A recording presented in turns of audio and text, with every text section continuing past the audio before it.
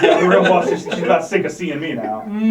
So tell me about the 2-week journey. Dude, it was a thing, man. So I'm going to pull up the bar stool. They tell you it's going to be pretty bad, especially for guys. When you're my age, I'm mid-30s, and it's supposed to be pretty horrible. Kids, no problem. They bounce back from the kids are made of rubber. You ever notice that? You just take them, beat them on wood and all that. They just bounce right back. No big deal. Right. Adults, not so much. It doesn't work quite that well.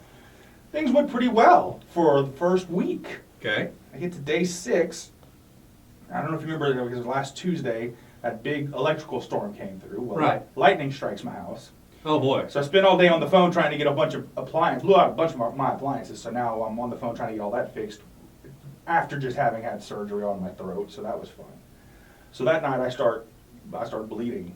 So when the doctor said, hey, you started bleeding, time to go to the emergency room. So that's what we did. So about 11:30 at night, we're on the road. The emergency room thing's a whole thing within itself, but that's not the real thing that kind of got me messed up afterwards. We spent all night in the emergency room for them to tell us, we're fine. So they sent us home at 8 o'clock Wednesday morning. So we've been up now for about 24 hours. Yeah. And you know how sometimes you're up that late? You're just up now. Oh. You're not tired anymore, right? So yeah. That's my wife. She stays up. She stays in the living room. I'm like, screw that. I'm going to bed. Right. I knocked back some pain meds. I jumped in bed. Now, the whole reason I had to have my tonsils out because I had really bad sleep apnea. So Right. I wear a little CPAP mask and all that when I'm sleeping. Okay. So I'm out for about 3 hours. 3 hours. About 11 o'clock Wednesday morning, and I wake up, and I don't know who I am. I don't know where I am. I don't know what I am. Seriously. I look at my hand, and I don't recognize it. I don't think to get out of bed because I'm not aware I'm in a bed. I don't have any memories. I don't know anything. All that's happening is in my brain, I'm counting to 10 over and over and over again. 1, 2, 3, 4, 5, 6, 7, 8, 9, 10. 1, 2, 3, 4, 5, 6, 7, 8, 9, 10. Over and over and over again as fast as I can. So I start asking questions in my head, like you do.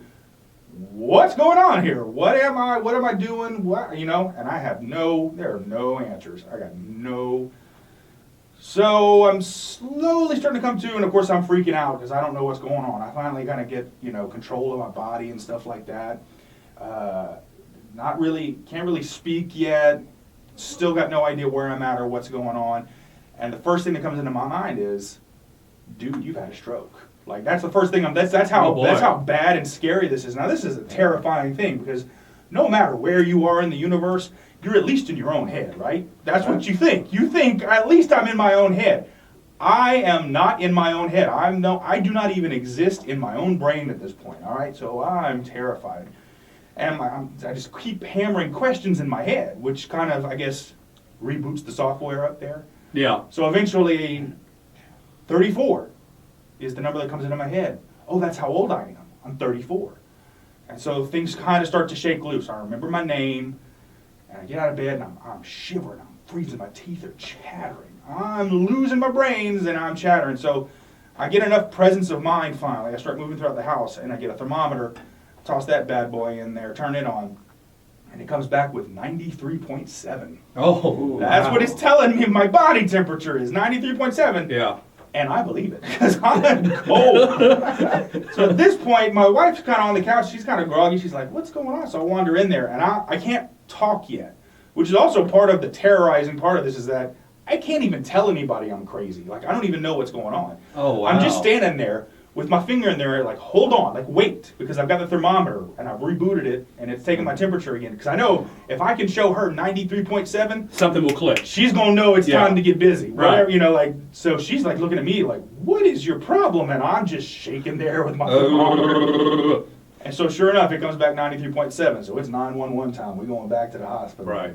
By the time the ambulance gets there, I'm on the front porch in my heaviest winter clothes in August, all right, in Southwest Louisiana. I'm wearing the heaviest jacket I've got, shaking my butt off, and my wife's freaking out, and she's only had 3 hours of sleep. I've only had 3 hours of sleep, so we're not in any position to be making decisions. Paramedics show up, take me to the hospital again, back to St. Pat's, take all the blood work. You're cool. I'm feeling fine by that point. I'm a little shaken up because I had this whole weird thing. Yeah, what the heck's this? But I'm back, Right. But we can't figure out what happened. And is it going to happen again? Right. So I go back to bed that night, kind of a little scared, you know. Oh, yeah. Like, how am I That would be. I'm gonna wake up and think I'm Napoleon and walking around naked through my neighborhood, being like, you know, seize the day. I have no idea what was gonna happen, right? But as I'm falling asleep, I start having the same dream that led me to the crazy again, and that's when I realized what was happening. I wear a CPAP machine, Okay.